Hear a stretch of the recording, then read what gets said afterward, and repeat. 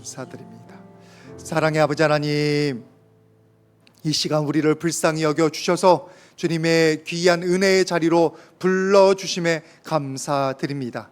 이 시간 우리에게 생명의 능력 주시고 아버지 하나님의 사랑 느끼게 하여 주시려고 모든 은혜의 주님의 공간을 마련해 주신 줄 믿습니다. 이 자리에 모인 모든 영혼들이 마음문 열게 하여 주시옵소서.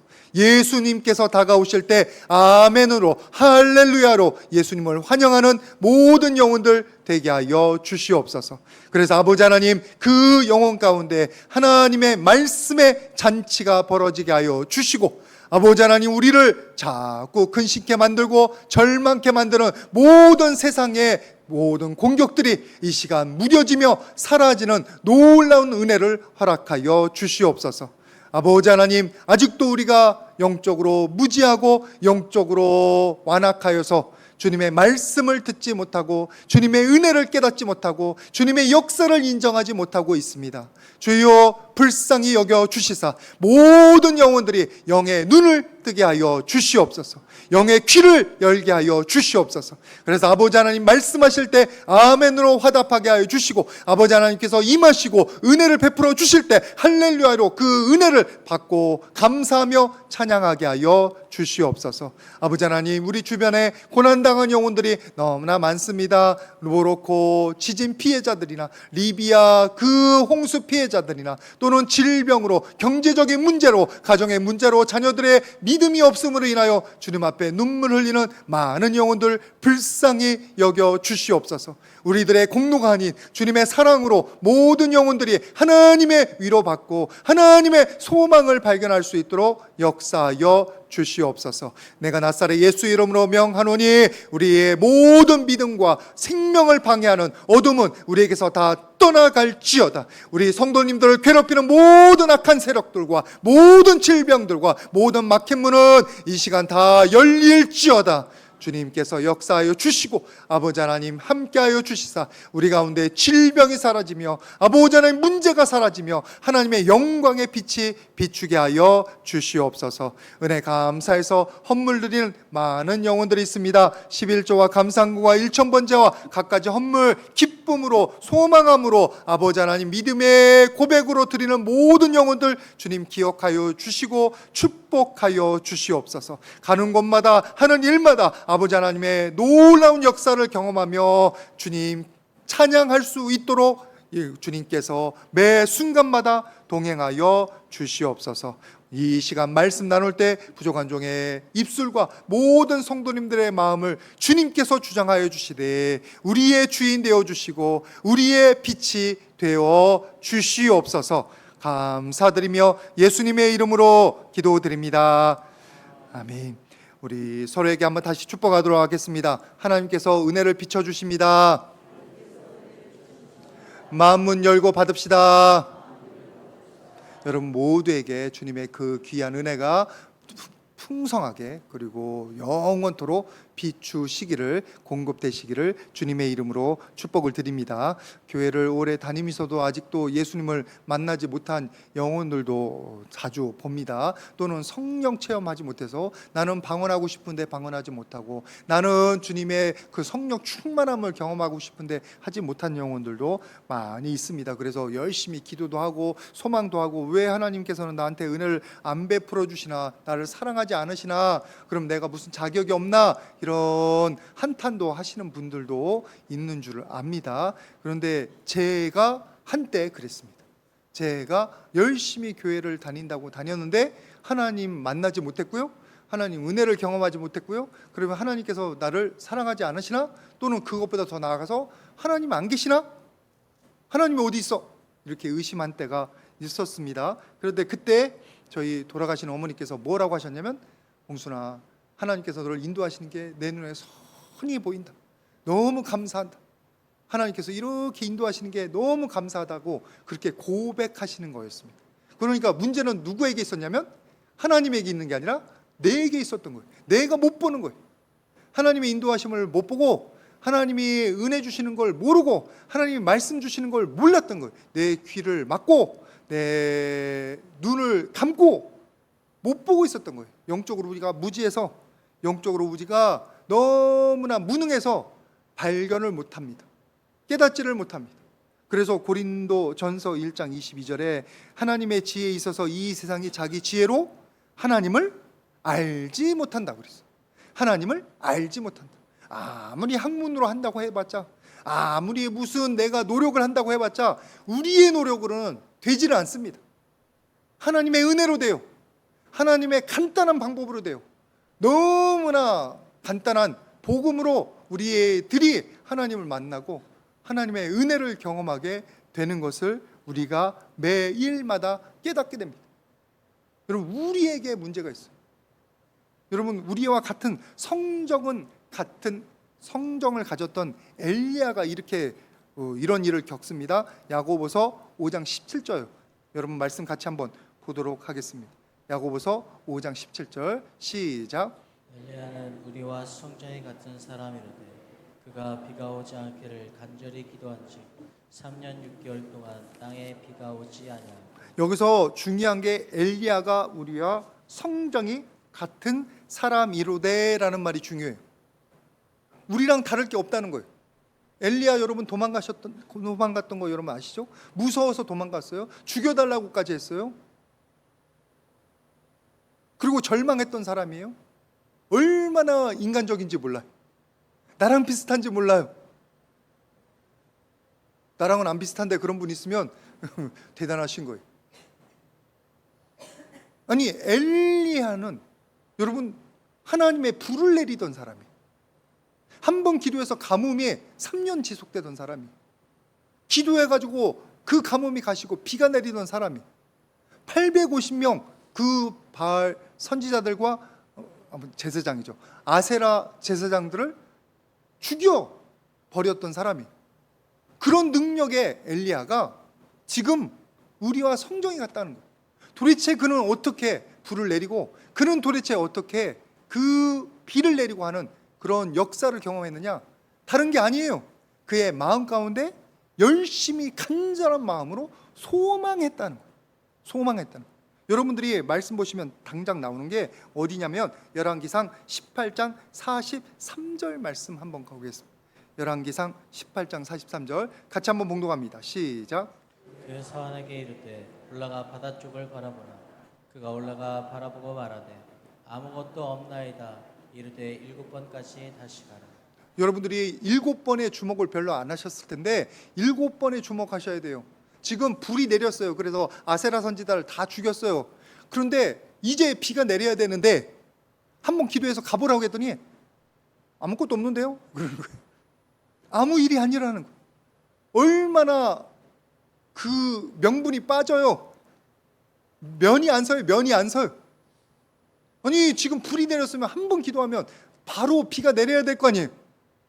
몇 번까지 그렇게 하라고요? 7번까지 하라. 그때까지 엘리야는 뭐 했을까요? 간절하게 기도했다. 간절하게. 저번에 우리 미얀마 선교사님 오셔가지고 얘기를 들으니까 거기는 귀신 들린 그런 사람들이 많이 있다는 거예요.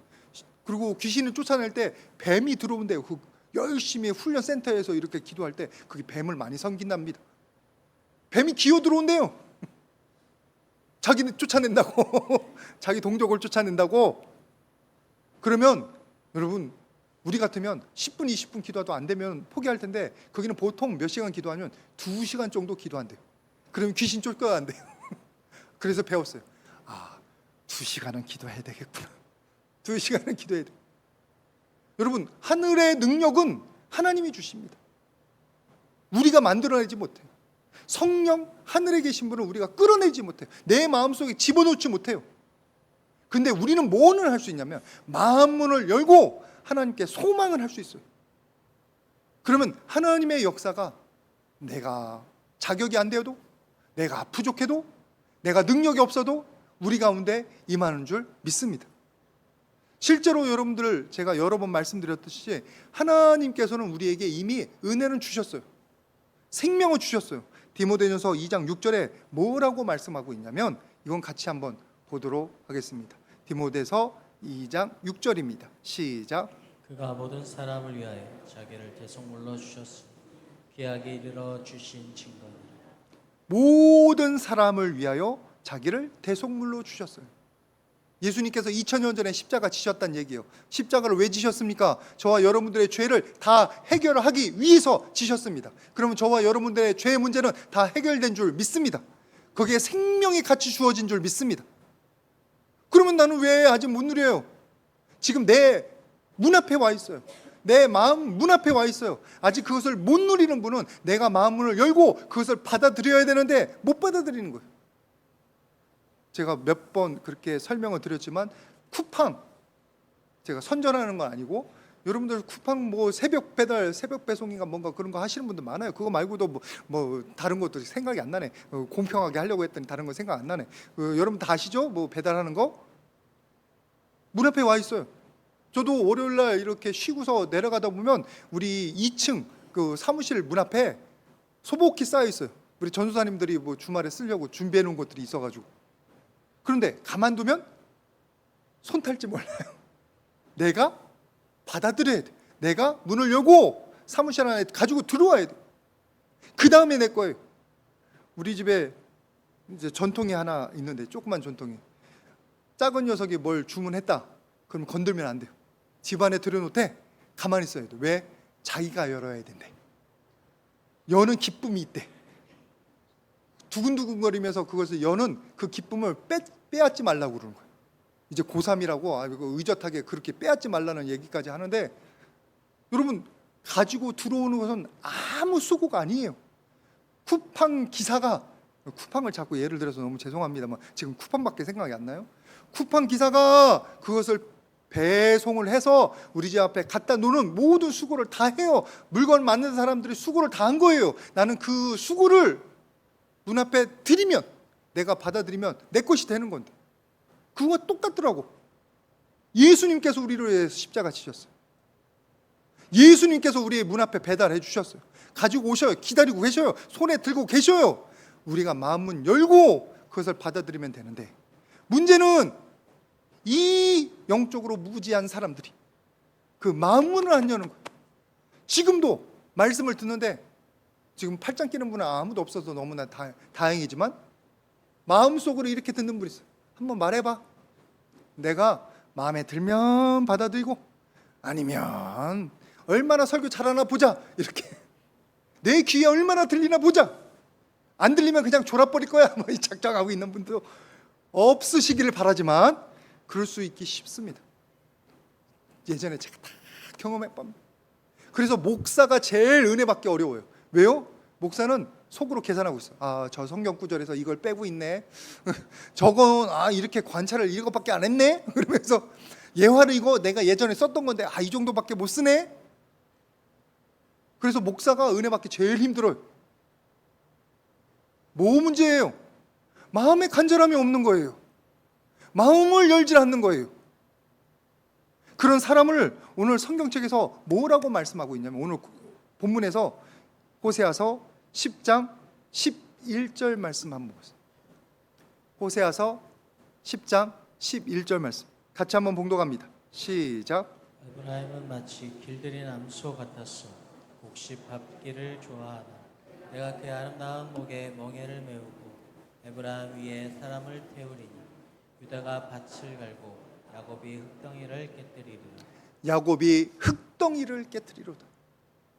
그 다음 절에는 땅을 기경하라는 말이 나옵니다. 지금 호세아 선지자가 하나님에게서 떠나고 우상을 숭배하고 하나님 말씀을 듣지 않고 순종하지 않는, 그래서 하나님은 없다, 우상에게 빠져있는 그 북이스라엘 왕국 사람들에게 하나님의 심판을 선포하고 있는 거예요. 근데 그들에게 하나님의 역사가 안 나타나고 그들의 하나님 말씀이 들리지 않는 이유를 뭐라고 설명하고 있냐면 흙덩어리라고 돼 있어. 좋은 밭 비유 여러분 잘 아실 겁니다. 좋은 밭에는 씨앗이 떨어져서 100배, 60배, 30배의 열매를 맺습니다. 그런데 그 좋은 밭이 아니라 길가 밭에는 아무리 하나님의 말씀의 씨앗이 떨어져도 말씀이 없는 게 아니에요. 떨어졌어요. 공급됐어요. 하나님께서 배달해 주십니다. 근데 문제는 그 길가 밭 같은 마음이 그 말씀을 받아들이지를 않는 거예요. 받아 먹지를 않는 거예요. 아무리 좋은 양식을 만들면 뭐합니까? 어린 자녀가 안 먹겠다고 뛰어다니면 그 밥 숟가락 들고 뛰어가는 분들이 많잖아요. 안 먹으면 어떡하냐고. 겸손함으로 사모함으로 받아들이면 그들에게 말씀의 양식이 되는데 너무나 완악해진 거예요. 자기 생각이 굳은 거예요. 흙덩어리가 됐어요. 말씀의 씨앗이 그 마음밭에 뿌려지질 않는 거예요. 길가밭같이 되어서. 여러분들 가운데는 그런 분들 한 분도 없기를 주님의 이름으로 축복을 드립니다. 마음문을 열고 그 은혜를 사모하고 받아들이는 게 있어야 조금이라도 마음 가운데 감동이 있든지 깨달음이 있든지 감사가 있든지 평안하든지 기쁨이 있든지 뭐래도 있는데 받아들이지 않으면 아이고 오늘 헛수고했네 하고 돌아갈 수가 있는 거예요.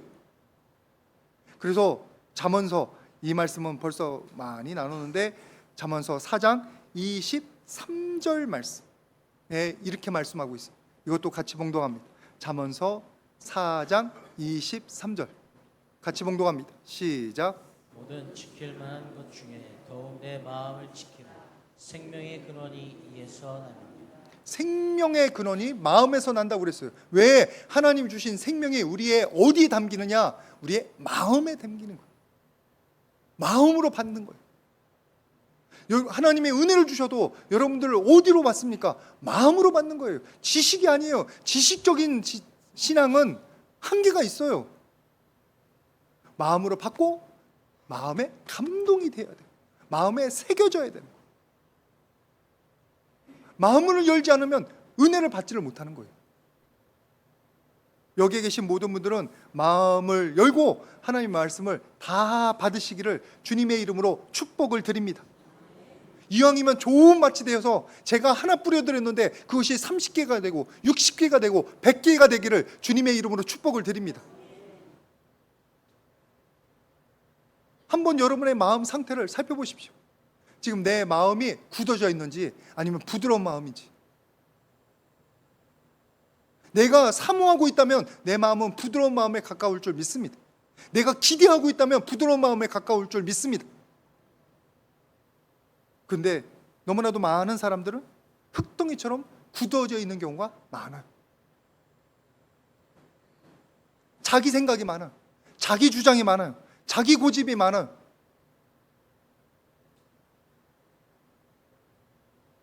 말씀 같이 한번 보겠습니다. 마태복음 13장 19절 말씀. 마태복음 13장 19절 같이 한번 봉독합니다. 시작. 아무나 천국 말씀을 듣고 깨닫지 못할 까요 악한 자가 와서 그 마음에 뿌려진 것을 빼앗나니 이는 곧 길가에 뿌려진 자예요. 길가에 뿌려져서 귀하게 여기지도 않고 받으려고 하지도 않고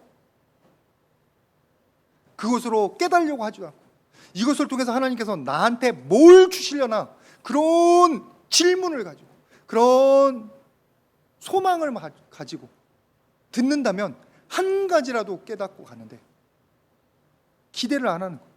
질문을 안 하는 거예요. 마음을 안 여는 거예요.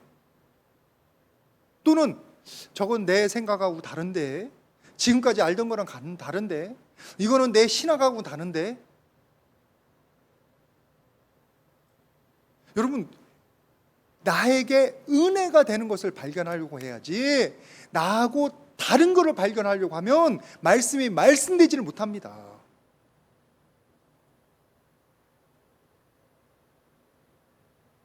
목사들이 신학이 있어가지고 내 신학하고 다른데 그러면 쳐낸다고. 그래서 목사들이 더 은혜를 못 받는다니까. 여러분은 그런 분 없기를 주님의 이름으로 축복을 드립니다. 설마 우리 성도님들 가운데 신학에 달라서 내가 임 목사 말을 안 듣겠지 이런 분은 없겠지. 근데 어떤 분들은 그래요. 신학을 공부한 것도 아니에요. 교회 생활 조금 한 거예요. 말씀을 조금 알 뿐이에요. 근데 내 신학하고는 다른데 어느 때는 여러분들의 생각이 맞을지를 몰라요. 어느 때는 여러분들의 생각 때문에 여러분들이 승리했을지도 몰라요. 근데 여러분 우리의 생각이 항상 옳은 건 아니에요. 영원한 건 하나님의 말씀밖에 없습니다. 그때그때마다 우리의 생각이 맞는지 하나님의 말씀하고 비교해서 점검해 봐야 될 줄 믿습니다. 어떤 때는 내 경험이 옳을 수도 있어요. 그러나 그 경험이 다른 사람에게 옳지는 않아요. 제가 우리 그 신대원 동기 목사들한테 허리 아픈 사람들한테 저희가 이렇게 치료하면 된다고 말씀을 이렇게 나누고 막 이렇게 격려를 했습니다. 그랬더니 요즘 서울대 허리 박사 한 분 계시잖아요. 그 목사 친구는 그 교수님 말을 열심히 잘 듣더라고요. 근데 제가 판단하기엔 그 교수님은 허리를 안 아픈 분이에요. 허리 박사나 박사인데 가장 아플 때 그 아픔을 모르는 분이야. 그분이 가르쳐 주는 게 조금 허리가 괜찮은 분들 거 가르쳐 주더라고. 그래도 세상적으로는 그분 말이 맞는 거예요. 제가 언제 항상 맞아요. 제 경우에 맞는 거지. 근데 사람들이 교만해져서 내가 한번 옳았다 가면 모든 사람한테 다 옳은 것처럼 전파하는 경우가 많습니다. 그게 뭐예요? 완악함이, 교만이. 그런 사람들은 하나님의 말씀을 듣지를 못해, 깨닫지를 못해요. 상황이 너무나 망가졌는데도 불구하고, 관계가 깨어졌어요. 경제적인 문제가 생겼어요. 내 건강에 문제도 생깁니다. 왜요? 자, 그런 완악함, 교만함에 사로잡혀 있는 사람들은 세상 사람들을 원망합니다. 내 주변 사람들이 나를 안 알아준다고. 왜 내 말 안 들어? 내 말이 맞는데? 승질내요. 다른 사람이 다 마음에 안 들어. 비판적이에요. 여러분들 말씀 한번 보세요. 출애굽기 10장 7절 말씀을 보면 꼭 그런 사람이 나옵니다. 출애굽기 10장 7절입니다. 출애굽 할 때 그 출애굽 역사를 일으킬 때 이 바로의 신하들이 이렇게 얘기합니다. 10장 7절 같이 한번 봉독합니다. 시작. 바로의 신하들이 그에게 말하되 어느 때까지 이 사람이 우리의 함정이 되리이까. 그 사람들을 보내어 그들의 하나님 여호와를 섬기게 하소서. 왕은 아직도 애굽이 망한 줄을 알지 못하시나이까. 지금 바로의 신하들이 얘기하는 거예요. 지금 여태까지 재앙으로도 지금 우리 애굽이 망해갑니다. 상황이 보이는 거예요. 바로의 신하들에게는 큰일 났어요. 바로 왕이시여, 빨리 저 이스라엘 백성들 보내버리고 우리 살아납시다. 근데 바로는 뭐라고 해요? 귓등으로 듣고 마음이 완악해져서 그 다음 절이 그래요. 여호와께서 바로의 마음을 완악하게 하셨어. 이미 여러 번 완악해졌어요. 그래서 하나님께서 이제 그를 완악하게 하시는 거예요. 완악함으로 이스라엘 백성을 안 보내는 거예요. 어느 때까지? 장자 죽을 때까지, 완전히 망할 때까지. 나중에 어디까지 해요? 자기가 죽어서 홍해에 잠길 때까지 완악해져 있는 거예요. 여러분 이번에 리비아에서 홍수가 났죠? 홍수가 난 게 완악해져 있는 마음하고 연결이 됩니다. 왜 그런 줄 아세요? 우리나라는 비가 오면은 산에 낙엽들에 물이 스며듭니다. 그래서 비가 와도 당장 그대로 흘러가질 않아요. 천천히 며칠을 가지고 몇 달을 흘러가지, 지하수로 갔다가도 이렇게 흘러가고 이렇게 해가지고, 그래서 하천에 계속 물이 흐르는 거예요. 비가 온 다음에도 한참 동안. 근데 이 리비아 같은 데는 어떻게 되는 줄 아세요? 다 굳어 있어요. 딱딱해요. 그래서 표면으로 그냥 흘러가요. 그게 간헐천이라는 거예요. 간헐천이라고 하나? 하여튼 평소에는 하천이 아닌데 비가 내리면 무슨 강처럼 흘러가요. 그래서 생명 위협돼요. 그 일이 지금 리비아에 나타나는 거예요. 왜요? 그 땅의 흙들이 좋은 땅이 아니에요. 완악해져 있는 땅이에요. 여러분 상황 가운데에는 이런 마음들이 생겨나지 않기를 주님의 이름으로 축복을 드립니다. 완악해지지 마시라고. 고집 부리지 마시라고. 내 생각을 너무 주장하지 마시라고. 우리가 정답이 아닙니다. 우리는 오답일 때가 많아요.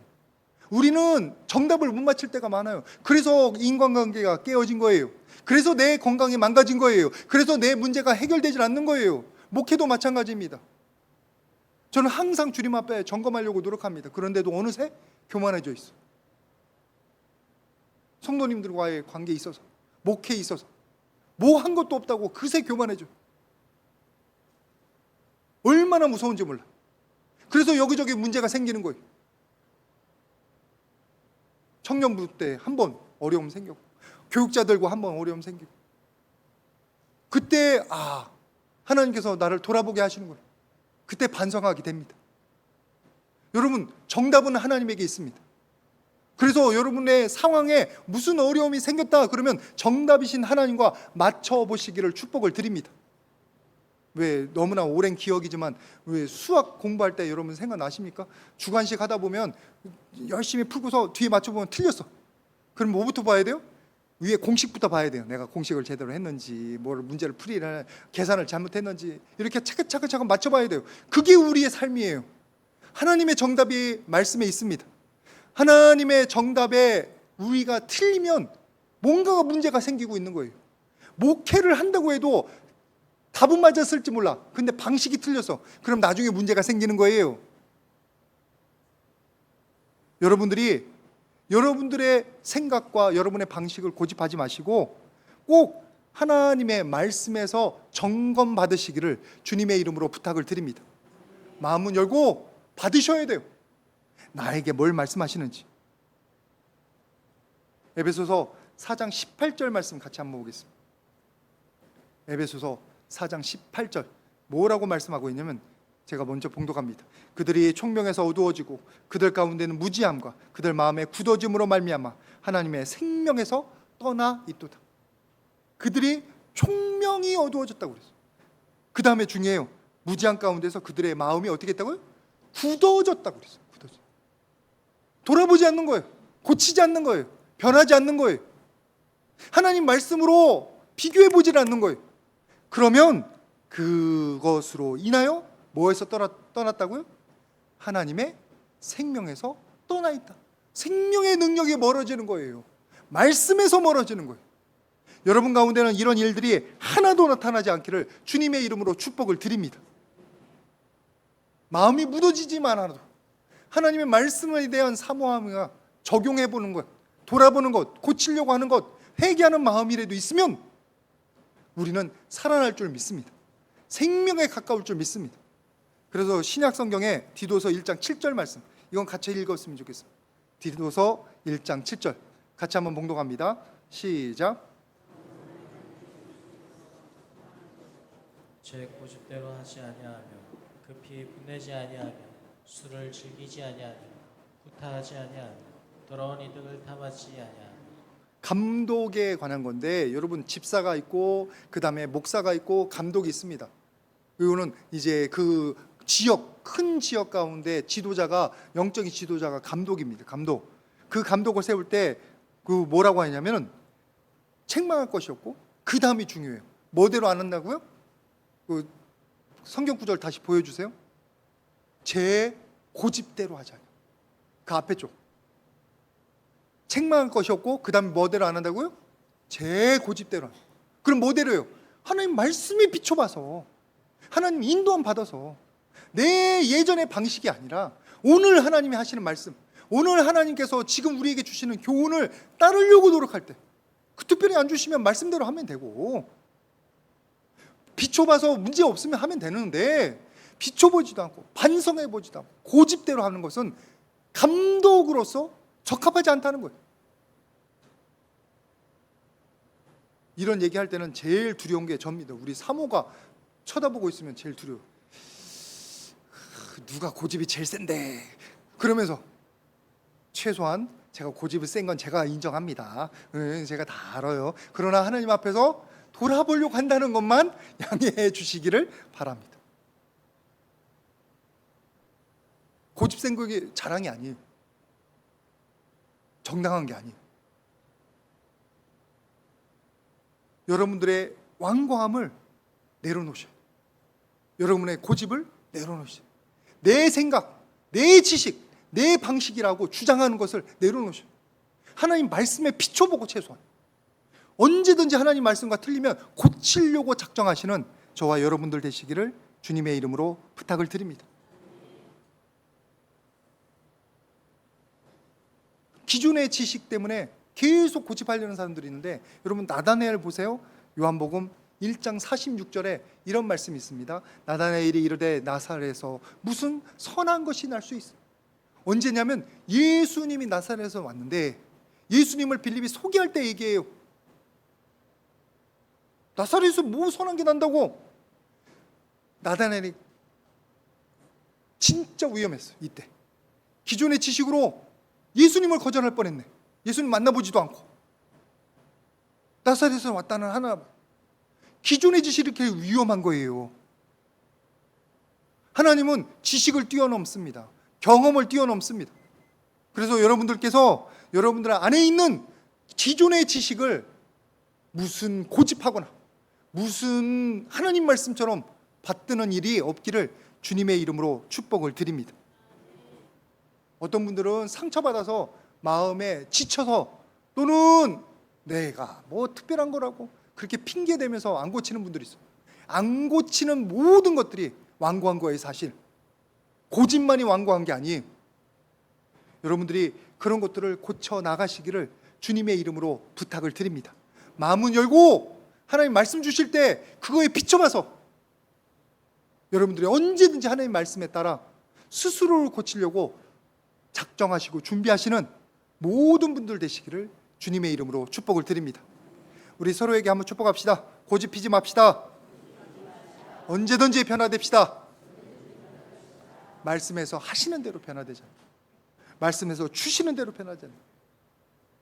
아니 목사님 마음 조금 가짐을 내가 이렇게 고친다고 하나님 말씀 받으려고 한다고 무슨 큰 역사가 나타나겠나가지고 뭐 성령님을 내가 초청하는 것도 아니고 무슨 역사가 나타나겠냐고 그렇게 질문하실 수 있을 줄 압니다. 근데 여러분 말씀 보시면 그게 보통이 아니에요. 말씀 보세요. 호세아서 10장 12절 말씀 한번 보세요. 호세아서 10장 12절 같이 눈 크게 뜨시고 같이 봉독합니다. 시작. 너희가 자기를 위하여 공의를 심고 인애를 거두라. 너희 묵은 땅을 기경하라. 지금이 곧 여호와를 찾을 때에 마침내 여호와께서 오사 공의를 비처럼 너희에게 내리시며. 너희가 묵을 땅을 기경하라. 그 다음에 뭐가 있습니까?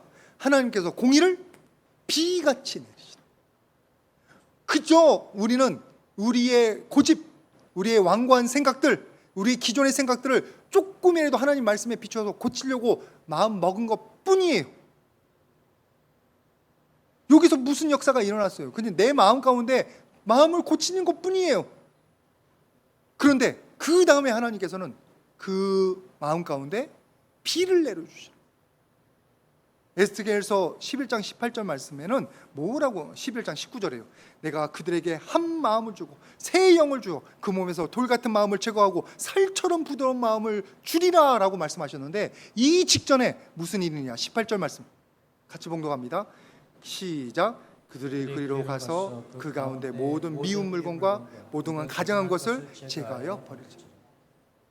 우리 가운데 우상을 제거하려고 이거 고치려고 마음만 먹었을 뿐이에요. 그랬더니 하나님께서 우리의 마음이 진짜 새로워지는, 우리의 마음 가운데 진짜 평화가 넘치고 은혜가 넘치는 놀라운 부흥을 주신다는 거예요. 어디서 시작되는 거예요? 내가 마음 한 가지 고쳐 먹으니까 하나님이 그 은혜를 더하시는 거예요. 나는 작정만 한 거예요. 나는 마음만 먹은 거예요. 그 다음에 하나님이 일사천리로 은혜를 준비한 것을 마구 공급하시는 거예요. 여러분들이 이 은혜 가운데 살아가는 것을 기억하시기를 바랍니다. 우리가 구원을 만들었습니까? 십자가 은혜를 만들었습니까? 우리가 성령을 만들었습니까? 아니요, 우리는 하나도 한 거 없어요. 근데 그저 성령님 내 마음 가운데 오시옵소서. 예수님 제가 죄인입니다. 한마디 한 것뿐인데 우리의 마음을 주님께로 돌이킨 것뿐인데 그 다음에 생명이 부어지고 능력이 부어지고 성령의 역사가 나타나는 줄 믿습니다. 마음 먹기. 여러분들이 그러니까 마음을 고쳐 먹으려고 하십시오. 고쳐 먹으려고. 가만히 있지 마시고 하나님 오늘 마음을 뭐를 달라지게 할까? 한 가지로 제가 깨닫게 해주십시오. 제가 듣기를 원합니다. 하나님 만나기를 원합니다. 여러분들 소원을 가지고 마음을 여시는 분들 되시기를 주님의 이름으로 부탁을 드립니다. 그때 하나님께서 우리 가운데 들어오셔서 나도 모르게 씨를 뿌리고 계시는 거예요. 그래서 다음 주에는 또 달라져. 그 다음 주에는 또 달라져. 일주일에 한 번 예배 드릴 뿐인데 어느새 나는 내 생각이 달라져 있고 마음가짐이 달라져 있고 내 안에 영적인 지식들이 쌓아가는 줄 믿습니다. 우리는 그 은혜 가운데 살아가는 거예요. 내 노력으로 살아가는 게 아니에요. 내가 열심히 기도한다고 내가 영적인 능력이 높아지는 게 아니에요. 하나님이 은혜 주시는데 마음이 달라지면 기도하는 것과 시너지 효과를 해서 놀라운 역사가, 은혜가 나타나는 줄 믿습니다. 그러니까 여러분들이 예배하고 기도하고 말씀 있는 거 그 다음에 아무 효과가 없는데 무시하지 마십시오. 이미 거기에 말씀의 씨앗이 뿌려지고 성령의 씨앗이 뿌려지고 있습니다. 이미 여러분들의 마음은 달라지고 있고 하나님께서 여러분들의 굳어져 있는 마음 지금 부드럽게 더 만들어 가실 줄 믿습니다. 그런 사람들에게 시편 34편 18절 말씀과 같은 은혜가 나타납니다. 시편 34편 18절 말씀 같이 한번 봉독합니다. 시작. 여호와는 마음이 상한 자를 가까이 하시고 중심으로 통회하는 자를 구원하시도다. 마음에 상한 자, 마음에 고치려고 하는 자, 마음에 무슨 문제가 있어서 그 하나님의 은혜를 구하는 자, 그들에게 가까이 하신, 그리고 중심으로 통회하는 자들을 어떻게 하신다고요? 구원하신. 여러분들이 지금 당장은 그 구원의 은혜를 제대로 못 누릴지는 모르지만 여러분들이 하나님의 선하심 인도하신 가운데서 매일매일 하나님과 가까워지는 줄 믿습니다. 간절히 소망하는 것은 오늘 여러분들의 마음을 어떻게 하지 말라고요? 굳게 하지 마십시오. 고집 부리지 마시라. 완고해지지 마시라. 하나님 말씀으로 고치려고 소망하시기를 바랍니다. 하나님의 말씀에 비춰서 내가 잘못된 거 있으면 깨닫고 고치게 하여 주시옵소서. 여러분들이 기도하시면서 나아가시라. 그래서 매일 하나님께서 생명의 씨앗을, 말씀의 씨앗을 뿌려 주실 때 그 씨앗이 여러분 마음 가운데 뿌리 내리고 여러분에게 생명이 되고 능력이 되고 은혜가 되는 놀라운 역사가 나타나기를 주님의 이름으로 축복을 드립니다. 같이 기도하겠습니다. 거룩하신 아버지 하나님,